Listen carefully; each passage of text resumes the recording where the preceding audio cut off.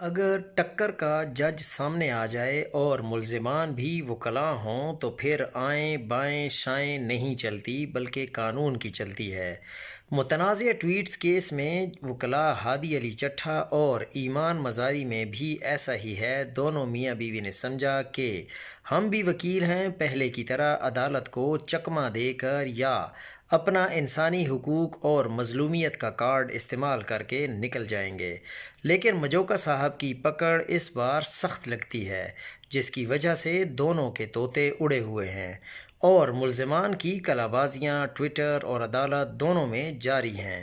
Madam مزاری کا روایتی game plan جاری ہے، مگر جج صاحب اس کے عدالت کے باہر بولے گئے جھوٹے بیانیے، رونے دھونے اور الزامات سے بے نیاز قانونی کارروائی کو آگے بڑھاتا جا رہا ہے اور ملزمان کا گیم پلان ناکام ہوتا نظر آ رہا ہے۔ چونکہ جج صرف اپنے آرڈر کے ذریعے بول سکتے ہیں، اس لیے میڈم مزاری عدالت سے باہر سوشل میڈیا پر اپنی عدالت لگاتی ہیں، جس میں سچ، قانون اور حقائق کا کوئی لینا دینا نہیں۔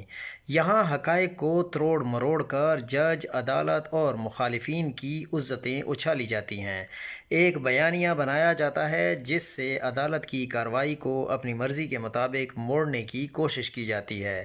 کیس میں جب ایف آئی آر سامنے آئی تو میڈم مزاری ریکارڈ پہ ہیں کہ یہ کیا چارجز ہوئے، مجھے تو ہنسی آ رہی ہے کہ یہ مقدمہ چلائیں گے کیسے۔